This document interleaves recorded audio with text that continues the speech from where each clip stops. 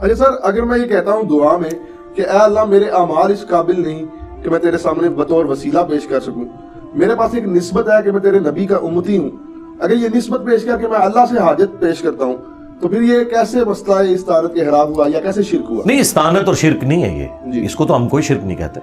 استعانت تو یہ نہیں، وسیلہ بالکل ڈیفرنٹ چیز ہے جی. پہلی بات یہ ذہن میں رکھیں، اردو زبان ہم سب کو آتی ہے جی.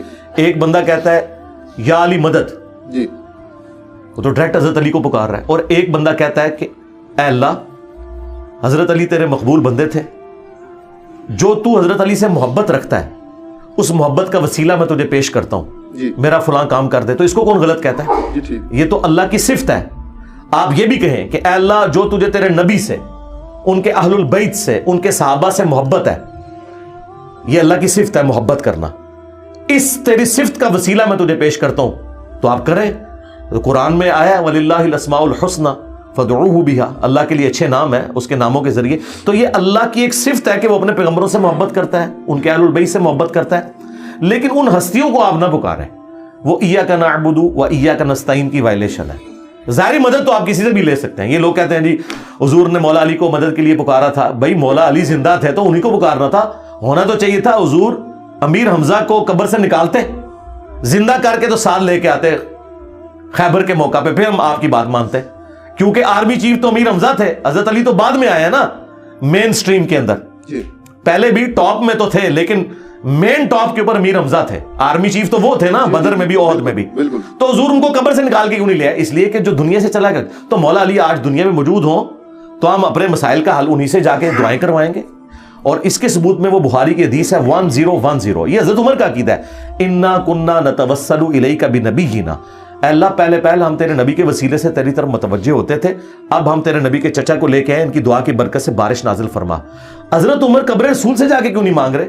حضور کے چچا کو لائے ہیں اور ان سے دعا کروائی ہے. تو نیک بندوں سے آپ دعائیں کروائیں، ان نیک بندوں سے جو اللہ کی عبادت کرتے ہیں، جو اپنی عبادت کرواتے ہیں، ان نیک بندوں سے نہیں. ہم ان کو نیک نہیں مانتے. تو وسیلہ اور توسل بالکل الگ چیز ہے. آپ نیک اعمال کا وسیلہ پیش کریں، آپ اللہ کی اسماء کا وسیلہ پیش کریں، اللہ کی جو اپنے پیغمبروں سے محبت ہے، اہل البیت سے محبت ہے، اس کا وسیلہ پیش کریں. یہ وہ سارے ہیں جو بخاری مسلم سے ثابت ہیں. لیکن ونس آپ کسی بابے کو ڈائریکٹ پکاریں گے اور پھر آپ کہیں گے نہیں میں جو اس کو پکار رہا ہوں اس کا مطلب یہ ہے کہ اے اللہ فلاں بابے کو میری خبر کر دے، وہ قبر میں بیٹھ کے میرے لیے دعا کرے گا اور تو دعا قبول. یار اتنی لمبی ایکویشن کہیں قرآن حدیث میں لکھی ہوئی ہے. قرآن میں انبیاء کی دعائیں رپورٹ ہوئی ہیں، کوئی ایک دعا بتائیں. اس کے الٹ ملتا ہے وَإِذَا سَأَلَكَ عِبَادِي عَنِّي فَإِنِّي قَرِيبٌ أُجِيبُ الدَّعْوَةَ الدَّاعِ إِذَا دَعَانِ. اے میرے نبی جب میرے بندے آپ سے میرے بارے میں پوچھیں نا تو مجھے بتائیں اللہ کا تعارف جو ہے بابا کروائے گا یا اللہ کا نبی کروائے گا؟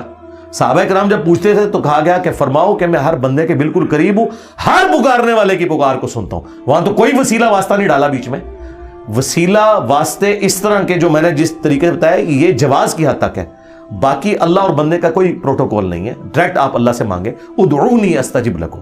البتہ پروٹوکول یہ ہے کہ آپ نے حمد اور دروشی پڑھنا ہے، وہ ترمذی میں حدیث ہے، وہ ایک سلیقہ ہے دعا کا. نماز میں بھی ہم تشہد میں پہلے سلام عرض کرتے ہیں، پھر دروشی، پھر دعائیں مانگتے ہیں. یہ ایک سلیقہ ہے دعا کرنے کا، لیکن مانگنا آپ نے اللہ سے. ایون نہج البلاغہ میں مولا علی علیہ السلام کا خطبہ، میں حیران ہوں کہ شیعہ نے اتنا بڑا خطبہ اوور لک کیا ہوا ہے جس میں حضرت علی اپنے بیٹے کو کہتے ہیں کہ تم اس کی اولاد ہو جس نے ان قریب مر کے مٹی ہو جانا ہے، دنیا سے چلے جانا ہے، جس کو فنا ہے، تو تم مجھ سے امید نہ وابستہ کرو، اس اللہ سے کرو جسے کبھی فنا نہیں ہے. اور بیٹا حسن یاد رکھنا اللہ کی بارگاہ وہ دربار ہے جس نے اپنا کوئی دربان بھی نہیں رکھا ہوا، تم ڈائریکٹ اس سے مانگو. مولا علی تو حسن کو نہیں کہہ رہے کہ منو وچ پا، تو منو دسو جنہوں نے اہل البیت نو وچ پایا ہوا ہے، نبیوں نو وچ پایا ہوا ہے. یہ مولا علی دے شیعہ نے یا بنو امیہ دے شیعہ نے؟ مولا علی تو حسن کو کہہ رہے کہ منو نہ وچ پائی میں تو مر جانا ہی. او زندہ ہی وہ دے کول منگی اور اس کا کوئی دربان بھی نہیں کہ اس نے کوئی پہرے دار مقرر کیا ہے کہ اجازت لے کے اینو وچ پاؤ گے تو سنے گا، ویسے نہیں سنے گا. انہیں کا کوئی پروٹوکول نہیں، ڈائریکٹ اللہ سے مانگ. اہل البیت کی جتنی دعائیں شیعہ کے ہاں ملتی ہیں یا قرآن میں جو انبیاء کی دعائیں ہیں یا اہل سنت کے ہاں نبی الاسلام کی دعائیں ہیں، کسی میں کوئی واسطے وسیلے نہیں ہیں. یہ سب فراڈ بنایا ہوا ہے انہوں نے. ٹھیک ہو گیا. اچھا سر، آپ نہیں سمجھتے کہ اگر آپ کی تھوڑی سی زبان میٹھی ہو تو تمام مکاتب فکر کے علماء میں سے کچھ نہ کچھ آپ کے ساتھ کوئی معاملات طے ہو جائیں، کوئی نہ کوئی بہتر؟ نہیں ہو سکتے، بالکل نہیں ہو سکتے. اس کی وجہ یہ ہے मीठी जुबान करके भी मैंने यही कहना है कि चिश्ती रसूलुल्लाह गलत है। चलो मैं कह देता हूं, भाइयों चिश्ती रसूलुल्लाह को ना मानो, अशरफी रसूलुल्लाह का दिफा ना करो, क़यामत वाले दिन तुम्हें अजाब दिया जाएगा। देखे मैंने मीठे बन के कहे, चलो मनवा लो।